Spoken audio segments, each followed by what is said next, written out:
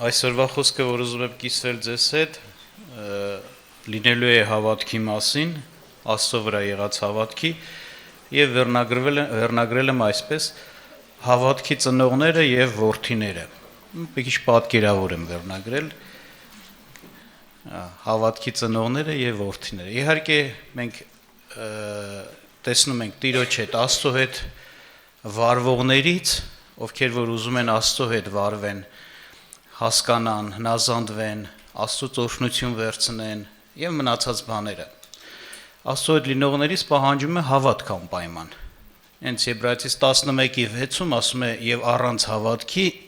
կներեք, անհնարին է Աստծուն հաճելի լինել, որովհետեւ նա որ Աստծուն մոտենում է, պիտի իմանա, որ Աստված կա եւ իրեն խնդրողներին վարձահատույց է լինում։ Առանց հավատքի անհնարին է Աստծուն հաճելի լինել։ Այսինքն հավատալ Աստծուն դա նշանակում է նաև հաճելի լինել Աստծուն։ Եվ շատ տեղերում տեսնում ենք, որ եթե մարդը Աստծուց պիտի առնի որևէ մի բարիք օրհնություն, ապա անպայման նա պիտի հավատա Աստծուն։ Տեր Հիսուս Քրիստոսի գործունեությունը, որ տեսնում ենք երկրի վրա, տեսնում ենք բազմաթիվ տեղերում Տիրոջից ակնկալիք սպասում ունեցող մարդկանց ուղղված հարցը, Տիրոջ կողմից ուղղված հարցը սա է. հավատում ես, որ կանեմ։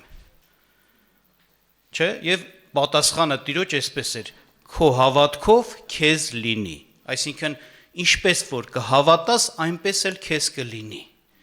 Եթե հավատաս, անպայման կստանաս։ Այդպես է, որտեվ իրականության մեջ Աստված այն բոլոր օրհնությունները, որ որոշել է մեզ համար եւ պատրաստել է մեզ համար, այսպես կարելի ասել, ինքը արդեն դա որոշած է եւ կամեցած է։ Նա ուզում է, որ մենք այդ օրհնություններով օրհնվենք, այդ բարիքները մեզ հասնեն։ Այսինքն նրա կողմից, ինչպես խոսքն է ասում, այո եւ ամեն է։ Ուզում ես բժշկվել, Աստված ասում է այո, ուզում եմ, որ դու բժշկվես։ Ես ուզում եմ եւ պատրաստել եմ։ Փորձանքից, չարիքից ազատվես, մեղքերի թողություն ստանաս, հավիտենական կյանք ձեռք բերես, Աստծո որդի լինես, Աստծո ժառանգորդ դառնաս։ Աստված ասում է. իմ կողմից այս բանը այո եւ ամեն է, ես կամենում եմ։ Վերցրու։ Քեզ համար պատրաստել եմ, վերցրու։ Անկախ քեզանից, անկախ քո հավատքից դա չի լինելու։ Դա քեզանից էլ է կախված, Աստված մասնակից է դարձնում։ Ուզում ես, վերցրու։ Ինչ որ ինձանից կախված է, Աստված էս է ասում, ես արել եմ։ Դրա համար Աստված Քրիստոսին տվեց։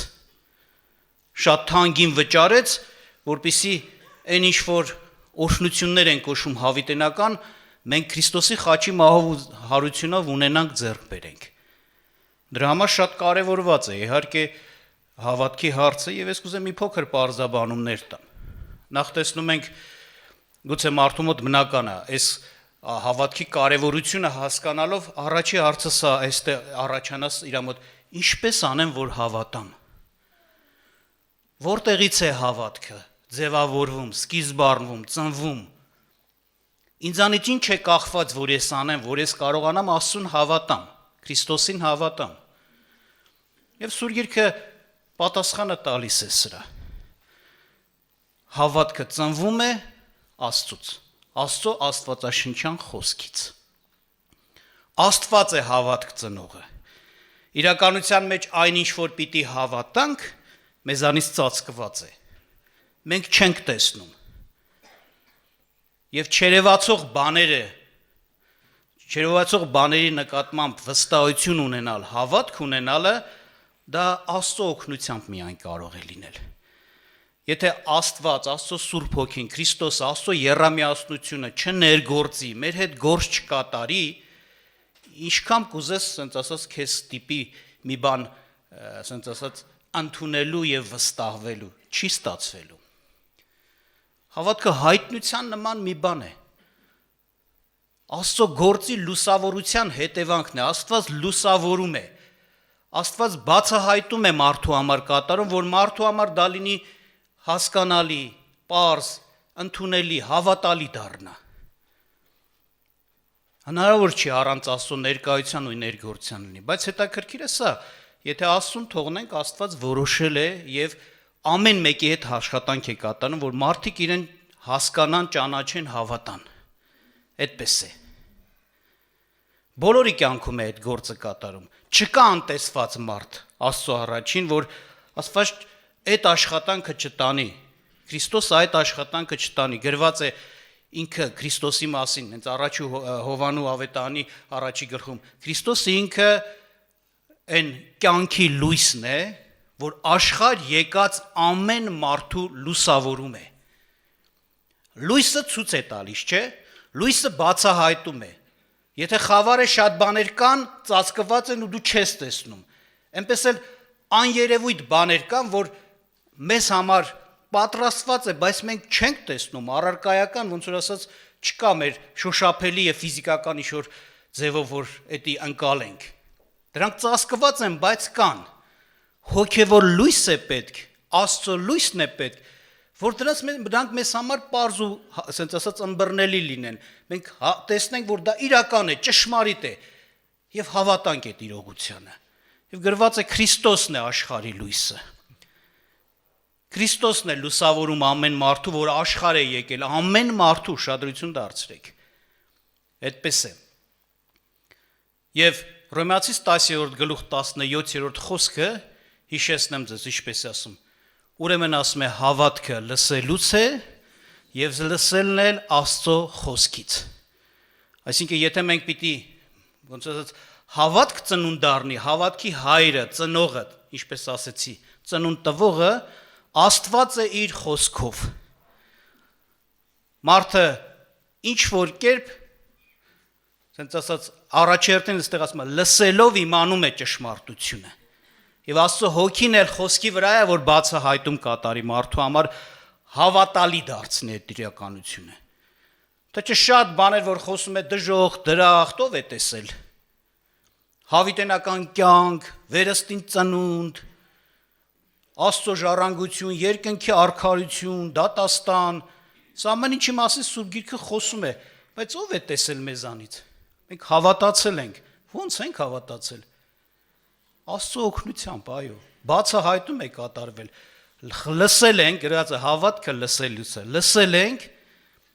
ինչն ենք բայց լսել, ամեն բան լսելն է, բերեմա ճշմարիտ հավատք Աստծո նկատմամբ։ Ոչ, Աստծո խոսք, ավետարանի, Աստվածաշնչյան խոսք։ Այսինքն այս խոսքերի հեղինակը ինքը ներկա է այդ խոսքը լսեցնելիս։ Օգնում է, որպեսզի դու հասկանաս իրողությունը, ճշմարտությունը, ասենց ասած հոգու աչքերով, քո ներքին աչքով տեսնես ու հավատաս այդ իրողությանը։ Այդպես է։ Բնականաբար, եթե ուզում ենք հավատանք Տիրոջը, կարողանանք հավատանք, ասում Աստծո խոսքից է դա, Աստծուց է դա։ Աստծո ճանաչողությունն է շատ բաներում հավատ բերում, Աստծո ճանաչողությունն էլ նորից Աստծո խոսքով է, ոչ թե մեր պապերի, տատերի ավանդույթներով լսված ինչ-որ պատմություններից պիտի իմանանք ով է Աստված, ինչպիսին է Աստված, չէ, Աստվածաշունչն է բացահայտում Աստծո ճշմարիտ պատկերը, կերպարը, ով է նա, ինչպիսին է նա։ Եվ հենց շատ հաճախ եթե մենք ուզում ենք որևէ մի բանին հավատալ, նախ պիտի Աստծուն ճանաչենք, այդ ճանաչողությունն է մեզ օգնում, որ մենք հավատանք Աստծուն։ Եթե մենք նայում ենք Աստված անսուտն է, Աստված ամենակարող է, շատ մարդիկ հենց էս են ասում, չէ, Աստված մեծ է, չէ։ Այսինքն հենց էսի ճանաչողություն է, որ Աստված շատ մեծ է, կօգնի, կարա օգնի։ Սուտ չի խոսում, ասել է կլինի, այսինքն ճանաչողությունը քեզ օգնում է վստահել Աստծուն, վստահել Աստծո ասածներին։ Ուրեմն հավատքի ծնունդը, հավատքը ծնվում է, առաջանում է Աստծուց, Աստծո խոսքից, Աստծո ճշմարիտ Աստվածաշնչյան խոսքից։ Եվ շատ տեղերում տեսնում ենք Աստված, որ գործում է մարդկանց հետ, նախ ճանաչեցնում է իրեն, եւ հետո օրինակի համար ինչ-որ բանի մեջ առաջնորդում է։ Հիշեք, ասենք, եթե կարդանք հայտնության թուղթը, ինքը Տերը 7 եկեղեցիներին, եթե հիշում եք, պատգամ է, չէ, հղում եկեղեցիների առաջնորդներին։ Դեռևս խրատ, հանդիմանություն, օրհնություն չխոսացած առաջի մասը, հենց սկիզբը ամեն նամակի, ամեն պատգամի, եթե հիշում եք, իր ճանաչողությունն է տալիս։ Այսպես է ասում օրինակի համար ամենակարողը։ Այսպես է ասում Սուրբը, հզորը, այսպես է ասում նա, որ բացում է փակող չկա, փակում է բացող չկա։ Այսինքն այս բաները ներկայացնում է, որ հասկանան ով է, ու ինչ Աստված ինչ կարող է անել, եւ երբ որ խոսում է արդեն թե ինչ կարող անել, այդ ճանաչողությունը մարդուն հնարավորություն է տալիս, որ վստահի, Աստված ամենակարող է, կար է անի։ Եթե մարդը չի կարող, աշխարհի համար անհնարին է եւ ասենց տուփիկ, բայց Աստծո համար ոչինչ անհնարին չկա։ Այսինքն Աստծո ճանաչողությունն է պետք, որպեսզի մենք կարողանանք հավատալ, վստահել նրա խոսքին։ Եվ նաեւ մեր հոգսի, մեր խնդրի հետ կապված կոնկրետ խոստում։ Հավատքը լսելուց է լսելը Աստծո խոսքից։ Դժվարության մեջ եմ օրինակի համար։ Ես ուզում եմ որպեսզի հավատամ Աստծուն, որ Աստված ինձ կհանի այդ դժվարությունից, ձեռ կմեկնի։ Ես պիտի Աստվածաշնչից կոնկրետ հենց այդ թեմայի վերաբերյալ Աստծո խոսքը տեսնեմ։ Աստված ինչ է խոսել այս իրավիճակի մեջ գտնվող մարդուն համար։ Ինչ խոստում ունի, բարի, լավ, օրհնություն։ Այո, հիվանդ եմ, ես այդ թեմայով պետք է ուշադրություն դարձնեմ։ Ինչ ասել Տերը իր զավակի համար, որ հիվանդության մեջ է։ Եվ սրանք, այս խոսքերը, այս ասենց ասած ուշադրություն դարձնելը սրանց հավատքի աղբյուր են դառնում մարդու համար, մարդը հավատում է։ Եվ ես կուզեմ այս թեմա ներկայացնել Հռոմեացիս 4-րդ գլխում ներկայացված ուրեմն խոսված մի հավատքի հավատացողի մասին Աբրահամի հավատքով։ Եվ կարդամ ձեզ համար 4-րդ գլուխ 17-րդ խոսքից մինչև 25-րդ խոսքը, հետո կմանրացնենք։ Ասում է. ինչպես որ գրված է, թե շատ ազգերի հայր արի քեզ Աստծո առաջին, որին հավատաց, որ մեռելներին կենդանի է անում եւ չլինող բաները լինողի պես է կանչում, որ առանց հույսի հույսով հավատաց, թե շատ ազգերի հայր կլինի, ինչպես ասվեցավ, թե այսպես պիտի լինի քո զավակը, եւ չտկարացավ հավատքով, այսինքն մտիկ չարավ իր մարմնին, որ արդեն մեռած էր, ինքը իբրև հարյուրամյա լինելով, եւ ոչ էլ Սառայի արգանդի մեռած լինելուն, եւ Աստծո խոստմունքի համար չերկմտեց անհավատությունով, այլ զորացավ հավատքով եւ Աստծուն փառք տվավ եւ իր մտքում համոզված էր, թե նա որ խոստացավ, կարող է եւ անել, նրա համար էլ արդարություն համարվեցավ նրան։ Բայց ոչ միայն նրա համար գրվեցավ, թե նրա համար համարվեցավ արդարություն, այլ մեզ համար էլ պիտի համարվի, որ հավատում ենք նրան, որ մեր Տեր Հիսուս Քրիստոսին հարություն տվա մեռելներից, որ մատնվեցավ մեր հանցանքների համար եւ հարություն առավ մեզ արդարացնելու համար։ Ուրեմն նախ այստեղ տեսնում ենք Աբրահամի հետ կապված, որ Աստված խոսեց Աբրահամի հետ։ Եվ այդ խոսքի մեջ օրհնության խոսք կար, խոստում կար, որ դու շատ ազգերի հայր կկոչվես եւ աշխարհի ժառանգորդը քո զավակը, որ քեզանով աշխարհի մարդիկ կօրհնվեն, քո ժառանգով, քո զավակով կօրհնություն է լինելու, աշխարհին օրհնություն է։ Մենք գիտենք, Աբրահամը անզավակ էր, չուներ զավակ, եւ այս խոսքը այդ այն ժամանակ հնչեց, երբ որ Աբրահամը արդեն 100 տարեկանի մոտ էր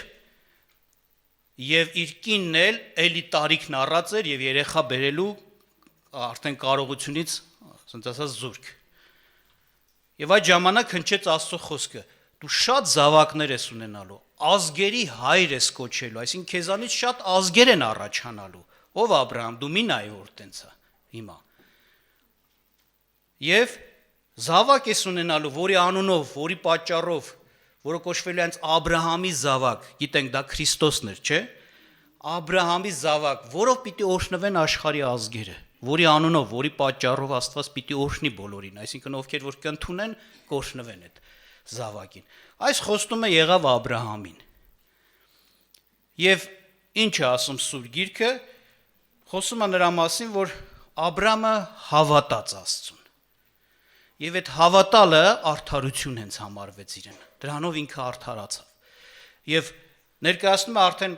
ինչ կատարեց, ինչ էր կատարում Աբրահամի ներսում, սենց ասած, իր սրտում, որ դա Աստծո կողմից դիտվեց որպես հավատք, եւ ընդունվեց։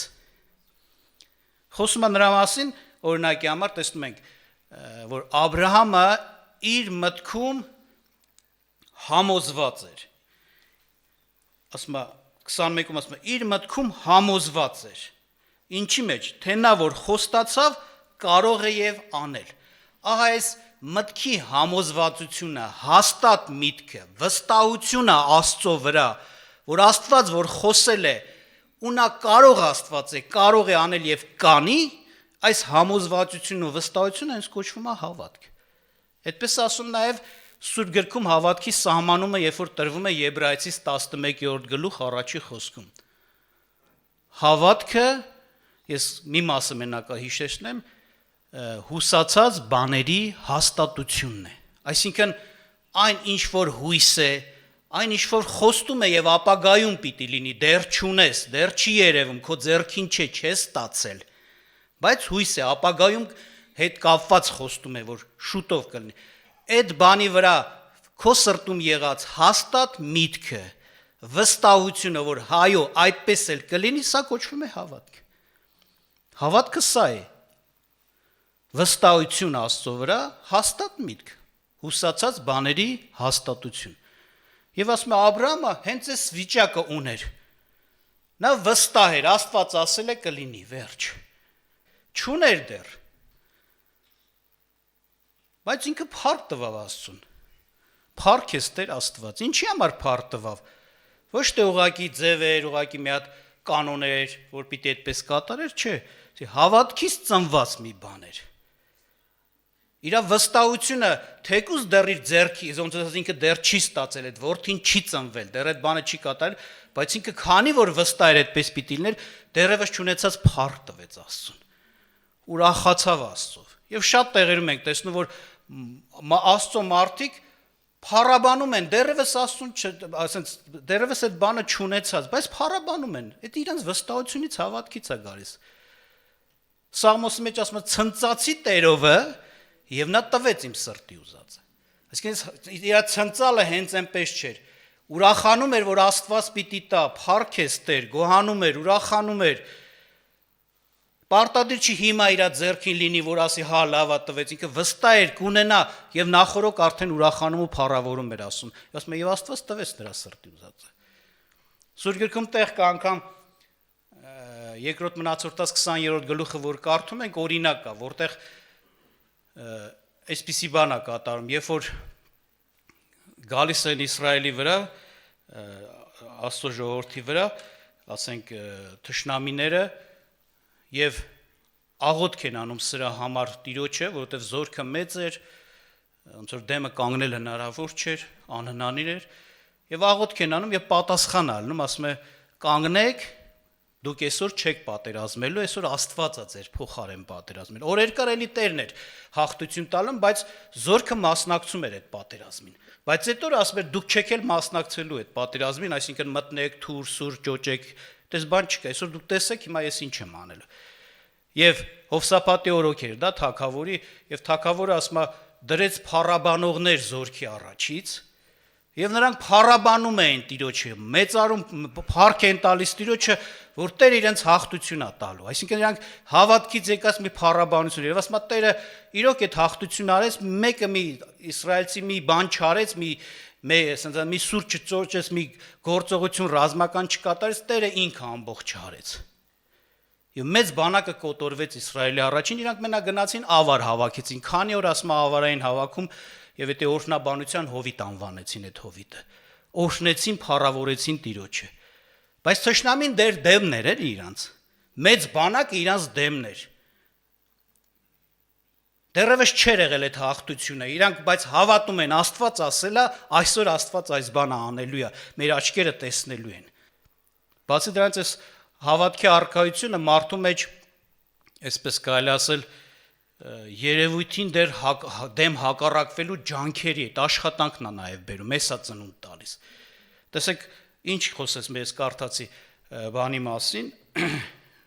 Աբրահամի մասին, ասում է ինքը ինչ շարեց, ինքը մտիկ չարավ իր մարմնին, որ արդեն մեռած էր,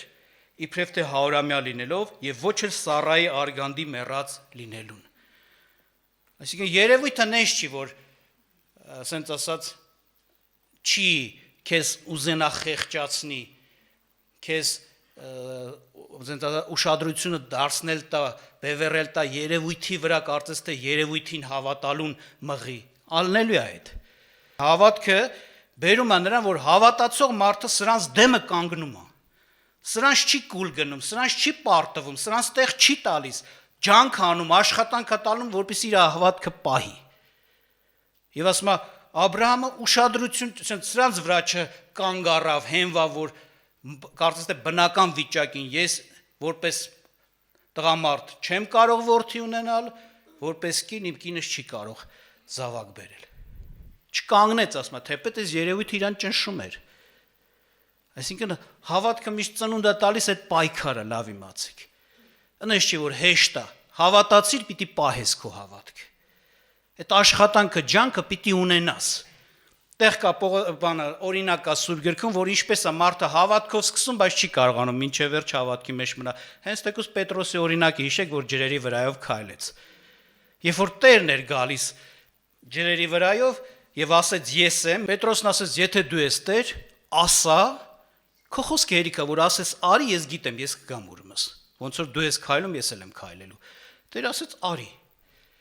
Եվ ինքը իջավ նավակից եւ ջրի վրայով քայլեց, հիշում եք։ Բայց այդ ամբողջ ընթացքում նորից ասեմ, այդ հավատքի դեմ պայքարը կար։ Երևույթը պայքարում է հավատքի դեմ։ Այդպես է։ Որ բերի երկմտություն, որ բերի վախ, որ բերի կասկած։ Հենց վախեցար, այդ նշանակում էլ Աստծուն չես հավատում։ Ինչ որ մի բանի հավատում ես, որ քեզ վախ է, որ քեզ մոտ վախ է առաջացնում։ Վախն էլ հավատք է, բայց չար բանի հավատք է, վատ բանի հավատք է։ Քեզ վախենում, որտեղ վախենում ես այս պատճառով, հավատում ես, որ մի վատ բան կլինի։ Կասկածն էլ, ասենց ասած, հավատքին հակառակ է։ Երկմտությունն էլ հավատքին հակառակ է, կլինի թե չի լինի։ Մեկ համով բանեսանում, մեկ էլ տկարանում ես այսպես։ Տիրոջ խոսքը ասում է երկմիտ մատն է, թող չկարծի, որ Աստծուց որևէ մի բան կառնի։ Մեկ հավատում ես, մեկ չես հավատում, այսպես։ Եվ հիշում եք, Պետրոսը քայլեց, բայց երբ որ այդ ալիքներին նայեց, քամուն նայեց, ծովի սաստկությանը նայեց, վախեցավ, հավատքը թողեց, մինչև այդ Տիրոջն էր նայում, զորանում էր, Տիրոջ խոսքով զորանում էր եւ քայլում էր։ Բայց երբ որ երևույթի վրա կենտրոնացավ ուշադրություն դարձեց, սկսեց վախենալ։ Եվ սուզվեց, ասում է։ Այսինքն այն զորությունը, որ հավատքով նա վերցրել էր, կարողությունը, որ իրեն հնարավորությունը տալիս քայլեր, նվաճել ծովին, իշխել ծովի վրա, չսուզվել, այդ զորությունը գնաց իրանից։ Գերբնականը դառավ բնական։ Այն ինչ որ Աստծո զորությունով գերբնական էր, հեռացավ։ Մնաց բնական Պետրոսը, դե սուզվի Պետրոս։ Որտե բնական Պետրոսը գիտեր, ինքը ձկնորսեր պետք է սուզվեր էլ, ջրերի վրա ով է քայլել։